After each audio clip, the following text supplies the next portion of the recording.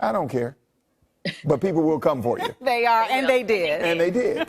Well, we told you yesterday about Travis Scott deleting his Instagram, but La Flame says it isn't because he got roasted for his Halloween costume. Something else was going on. Producer Chris has more.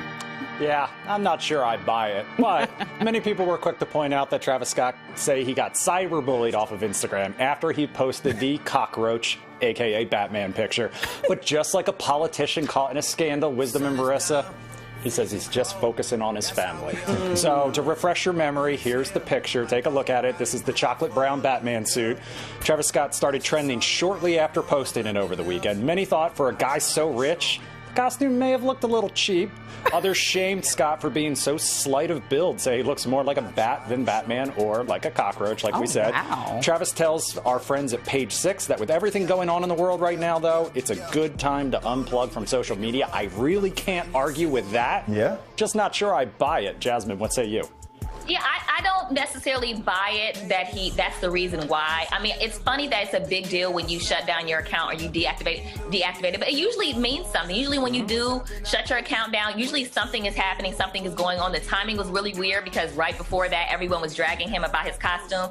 I don't know why he deactivated his account. I don't know if it's to spend more time with his family because his family hasn't, his family's been an important part of his life the whole time. And, you got to think he is part of the Jenner Kardashian sort of crew, so they're kind of strategic with why they do certain things. So I think there's another reason why. I didn't think the Batman suit was that bad, but apparently the public did. I mean, we are really special if we're clowning people for Halloween costumes. Yeah. Like, you should be able to wear whatever you want, Yeah. I don't see what the problem is with the Batman outfit. I thought it looked like Batman to me. So you can dress up like it next year, then. Yeah, well, that's not good control. Superman only. I don't do Batman. Yeah, but I mean, I don't understand why the people were clowning him. But I will say this, because we said the other day that there's a possibility that the reason that he shut it down was because he's got something else coming out. And that's like a trend. So that could be it. And then once he opens back up, everybody comes back. He says, I got this new project. And it's all good. They forget about the cockroach. Just on the edge of our seat, Wisdom. Yeah. All right. Speaking of music, let's move on to Drake now because he is elite company, Wisdom. Put some respect on his name. That's right. That's right. He just broke a longtime Billboard record that was held by none other than Aretha Franklin and Stevie Wonder. So Laugh Now, Cry Later, his latest single with Lil Durk, hit #1 on the Billboard R&B and hip hop chart this week. This is Drake's 21st song to top the chart. Breaking the record set by Aretha Franklin and Stevie Wonder, they each have 20. Drizzy's reign goes back to his first hit, Best I Ever Had. That's back in 2009, so just a little more than a decade. We all know Aretha passed away back in 2018. Stevie's still out there, so there's time for him to catch up. Wisdom.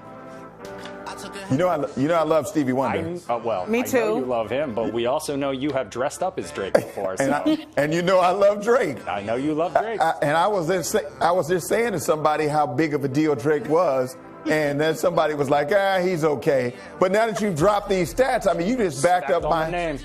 I mean, you just backed up my argument against Marissa about Drake. Jasmine, don't you think Drake is a big deal?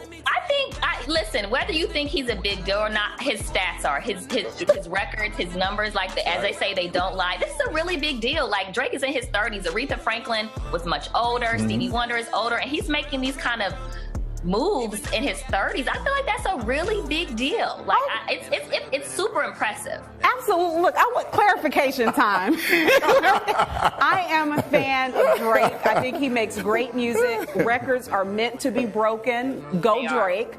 And he represents a new generation of music. Yes. And I support that. And I know he's going to continue to be great. Very political. I meant every word. And thanks, guys. Thank you, Chris. And he's funny. The dude is funny. Yes, he's a good guy. He makes fun of himself. Did you guys see that he broke his knee?